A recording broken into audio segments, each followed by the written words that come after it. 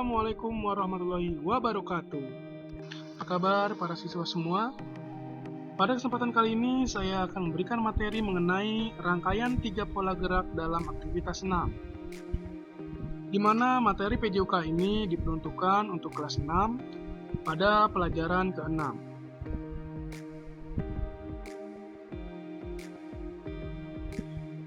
Yang pertama akan saya berikan yaitu rangkaian gerak lokomotor, rangkaian gerak bertumpu, dan rangkaian gerak berguling. Di mana ketiga pola rangkaian gerak ini akan kita jadikan satu dan akan kita bentuk aktivitas 6, yaitu guling ke depan. Senam merupakan rangkaian berbagai macam gerakan tubuh untuk menciptakan suatu gerakan yang indah. Salah satu rangkaian gerak senam seperti gerak lokomotor, gerak bertumpu, dan gerak berguling. Berdasarkan rangkaian gerak tersebut, terciptalah gerak berguling ke depan. Jadi, dalam 3 rangkaian pola gerak ini, kita jadikan suatu aktivitas senam menjadi gerak berguling ke depan.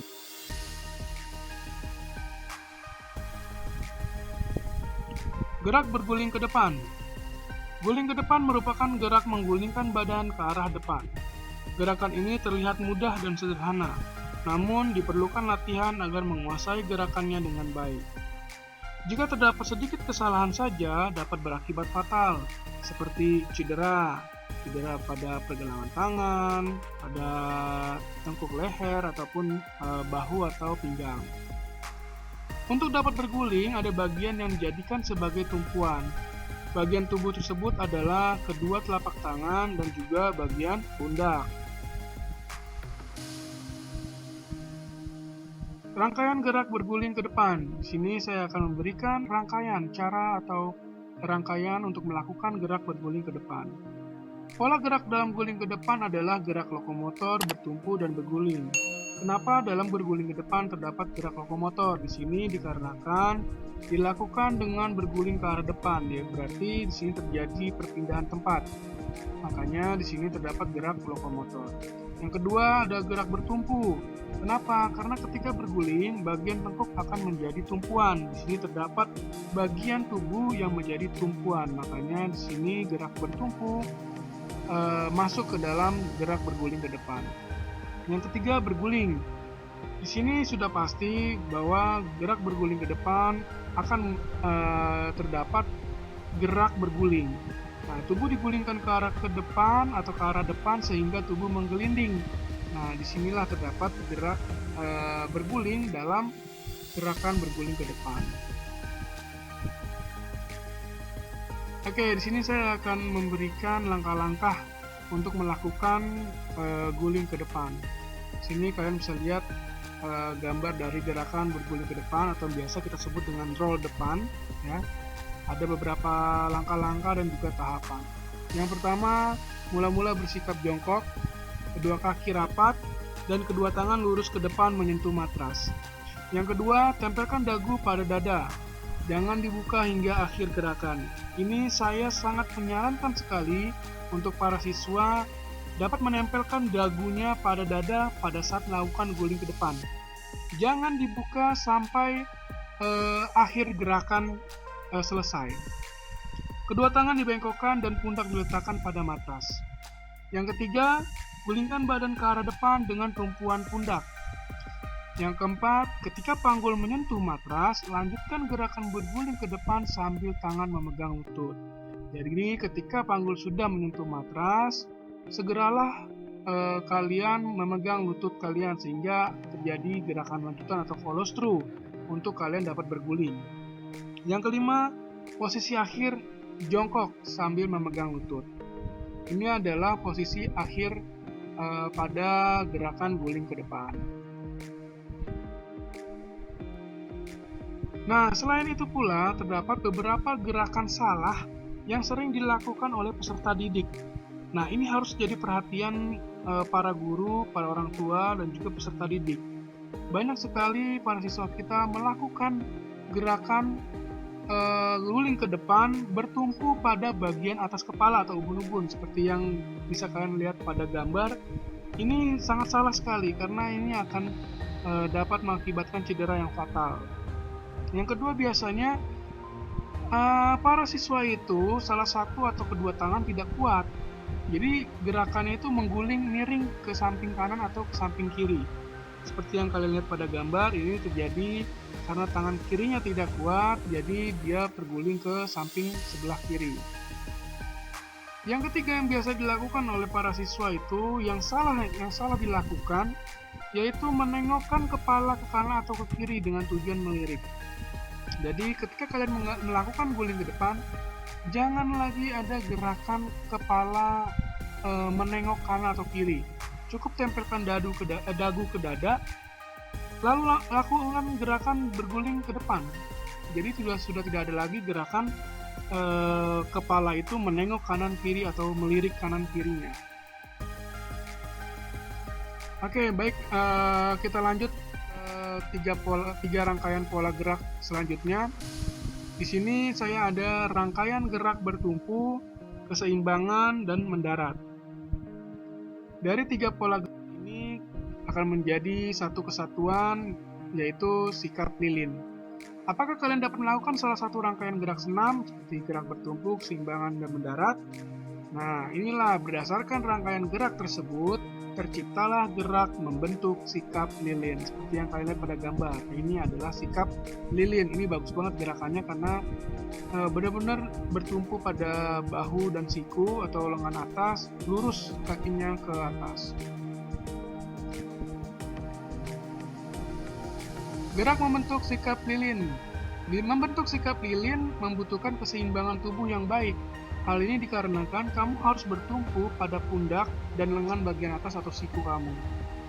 Kedua tangan memegangi pinggul saat kedua kaki diangkat ke atas. Keseimbangan tubuh berguna untuk mempertahankan kedua kaki di atas. Dengan keseimbangan yang baik, kamu dapat membentuk sikap lilin secara sempurna. Jika sikap lilin tidak sempurna, akibatnya apa? Biasanya kaki akan miring ke kiri, ke kanan, ya, bagian samping, atau kadang-kadang ke depan, atau juga ke belakang karena tidak seimbang.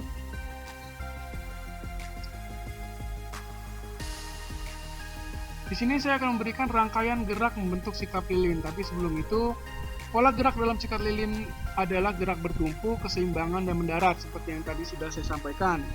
Kenapa ada gerakan bertumpu? Karena sudah pasti tumpuan pada sikap lilin itu terdapat pada siku dan pundak atau lengan bagian atas, menjadi bagian tubuh untuk bertumpu, sudah pasti. Yang kedua, keseimbangan. Kenapa ada gerak keseimbangan? Saat siku dan pundak menumpu, berat badan dibutuhkan keseimbangan agar kaki yang berada di atas tidak miring ke samping, depan, atau belakang. Jadi sangat perlu sekali gerak keseimbangan ini. Yang ketiga, mendarat. Ketika sikap lilin telah selesai dilakukan, maka tubuh akan mendarat di lantai. Jadi ya kamu harus menurunkan pinggul atau panggul kamu secara perlahan. Disinilah terdapat gerakan mendarat. Di sini saya akan memberikan langkah-langkah gerak sikap lilin. Ada dua macam gerakan untuk melakukan gerak sikap lilin. Yang pertama itu gerakan dimulai dari posisi tidur. Nah, di sini kalian bisa lihat dalam gambar dari posisi tidur terlentang, lalu kalian langsung mengambil sikap lilin. Yang kedua, gerakan dimulai dari posisi jongkok. Nah, seperti yang kalian lihat pada gambar, ini adalah gerakan yang paling mudah sebenarnya ya. Dari posisi jongkok, berguling ke belakang hingga akhirnya membentuk sikap lilin. Nah, di sini saya akan berikan cara untuk melakukan gerakan dari posisi tidur. Yang pertama, mula-mula posisi tubuh terlentang. Yang kedua, kedua tangan lurus di samping badan dan kedua kaki rapat serta lurus.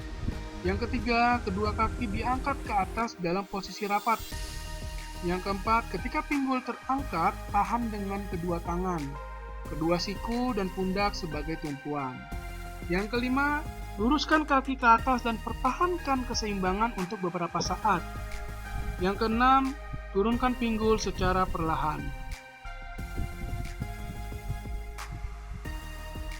Lalu yang berikutnya, gerakan dari posisi jongkok. Seperti yang kalian lihat dalam gambar ya, dalam posisi jongkok. Yang pertama yang kalian lakukan adalah bersikap jongkok. Kedua kaki rapat dan kedua tangan memegang lutut. Yang kedua, dorong tubuh ke belakang hingga terguling. Yang ketiga, tubuh terguling hingga bagian pinggul terangkat. Segeralah tahan dengan kedua tangan kalian.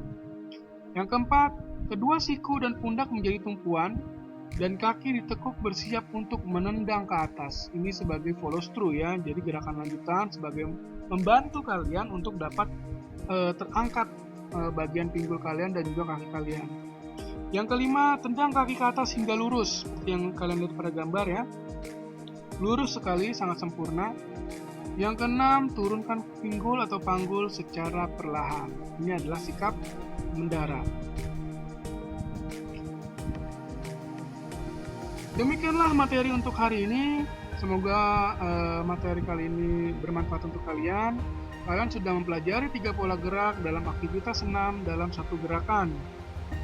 Yang pertama yaitu pola gerak lokomotor, bertumpu, dan berguling. Dari 3 pola gerak ini terjadilah aktivitas senam yaitu guling ke depan atau roll depan.